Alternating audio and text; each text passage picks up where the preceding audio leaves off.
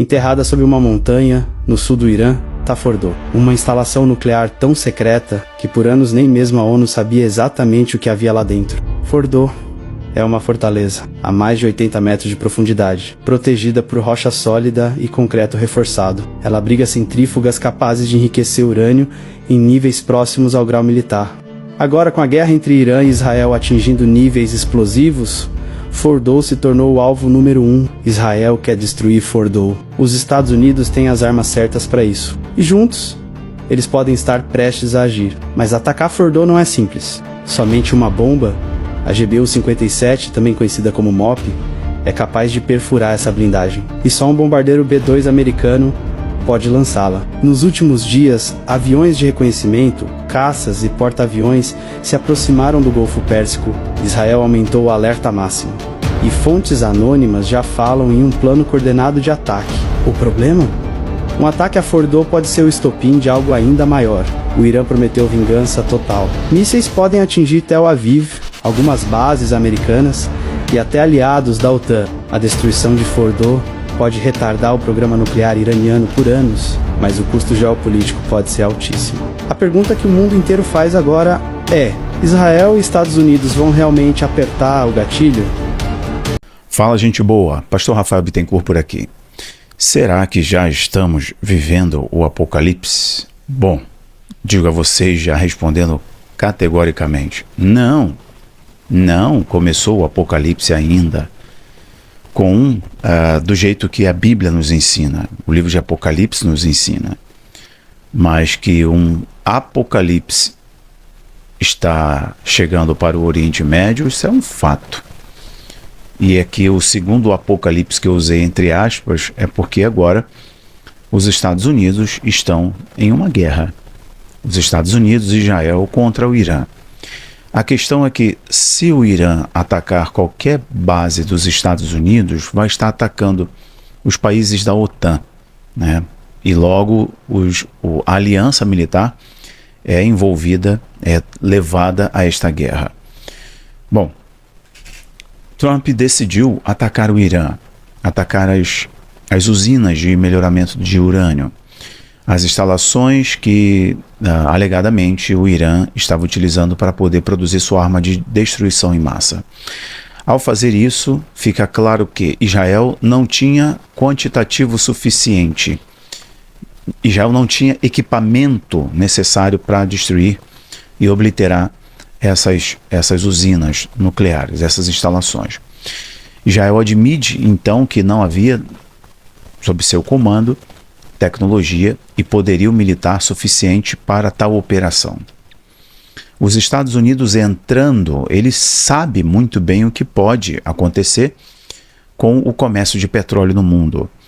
O que pode acontecer com a visão que o Donald Trump sempre passou, de que é um homem negociador, é um homem da paz. Enquanto ele esteve no governo, não iniciou nenhuma guerra. Agora, de fato, os Estados Unidos entraram em guerra contra o Irã. E vai ter retaliação iraniana, e eles buscam a derrubada do regime. Mas será que isso vai acontecer? Então, os Estados Unidos entrando muda esta figura do Trump. O argumento utilizado pelo Donald Trump é que é necessário primeiro você demonstrar força e depois exigir a paz. Então é a paz por meio da guerra. Interessante, não? Então, aquela imagem do homem que promove a paz, do grande negociador, está mudando. E ele agora, inclusive quando ele assumiu o seu segundo mandato, ele mudou a foto presidencial para um homem bravo, sisudo, né, como um homem que tem um cetro, né, do mundo militar, a polícia do mundo. Ele vai retomar isso. E de fato ele está fazendo agora. Então temos algumas leituras imediatas. Israel não conseguia, com o seu próprio equipamento, seus próprios recursos, destruir as bases nucleares do Irã, né, essas refinarias. Natanz, Isfahan, Fordow e assim por diante, essas três. Bom, não se sabe a priori se os Estados Unidos conseguiram destruir totalmente tais instalações.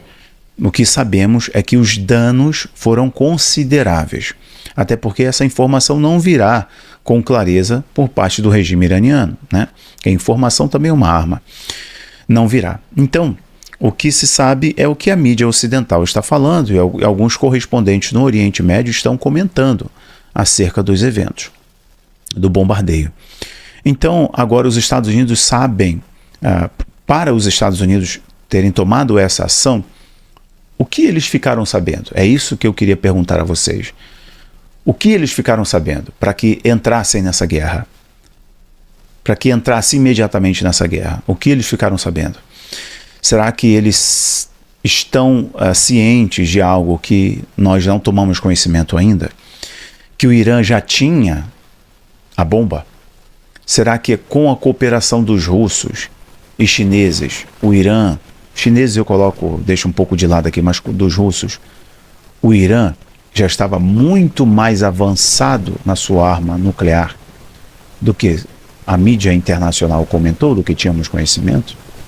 Para esta ação dos Estados Unidos, cirúrgica, mas forte, né, com toneladas de explosivos e mísseis anti-bunkers, que perfuram bunkers, sendo utilizadas, será que eles já não sabiam que o Irã já tinha, ou estava muito perto mesmo de ter tal dispositivo? Será que com isso agora os outros países não podem fornecer tal dispositivo já pronto para uso ao Irã? Eu expliquei para vocês lá no curso Geopolítica do Oriente Médio, lá no Abaplay, os interesses da China, como a China construiu uma ferrovia até o Irã, né, com a colaboração russa, mas como a China, através do seu programa Belt and Road, ela construiu esse acesso, né, essa ferrovia até o Irã, sem ter mais, estar sujeita aos bloqueios ocidentais, sem pressão ocidental, sem taxação, né? E ela está fazendo isso em um acordo de centenas de bilhões de dólares no decorrer de 25 anos. Injetou dinheiro na ditadura dos ayatolás, né? Assim como a própria Europa injetou dinheiro no regime do Putin. E agora está pagando preço, né? Pagou o preço. Mas essas perguntas são importantes, né? Então quer dizer que Israel disse, daqui não dá para ir mais, precisamos de ajuda. O Trump agindo, ele sabe que, será que era isso? Sabia que o Irã estava muito próximo mesmo? Não havia qualquer possibilidade de negociação, isso está claro. É que o Irã poderia, em questão de semanas ou meses, ter a sua arma nuclear e usar contra Israel e ter um poder, né, levar o mundo a um apocalipse nuclear. E eu acho que essas perguntas são pertinentes, né? São bem pertinentes. Agora a questão é, o Irã já iniciou o seu processo de bloqueio do Hormuz, né? De Hormuz. Só que a primeira ação, o bloqueio total, não vai ser tão simples assim, porque a frota dos Estados Unidos está presente ali, os Estados Unidos estão dando suporte via satélite para as navegações. Tem navios ali que transportam milhões de barris por dia. Por ali passam milhões de barris de petróleo por dia, saindo dos países do Golfo, indo para a Ásia, indo também para a Europa. A questão energia na Europa é crucial. O domínio das rotas marítimas comerciais sempre foi o estupim, a causa real da Primeira Guerra e da Segunda Grande Guerra Mundial. Tem as outras causas, né, paralelas, mas esta é a principal. Eu vou voltar à primeira pergunta, tá, sobre o Apocalipse. Então agora o Irã iniciou o bloqueio de GPS. É quando ele utiliza dispositivos para confundir os instrumentos de navegação dos navios. Então esses dispositivos mudam os sinais de navegação e dão um caminho diferente, uma rota diferente. E vários navios, várias embarcações estão estacionadas antes de Hormuz, esperando a melhoria do sinal e a estabilidade na região. Então o Irã está utilizando dispositivos que bloqueiam sinais de GPS, o que pode provocar acidente, né? Um navio colidir, o que pode provocar os navios ficarem estacionados. E estamos falando de prejuízos na casa de bilhões trilhões, 1/3 do petróleo do mundo. Agora, o bloqueio total ocorreria se houver uma declaração de guerra direta do Irã contra os Estados Unidos, atacando embarcações costeiras, né?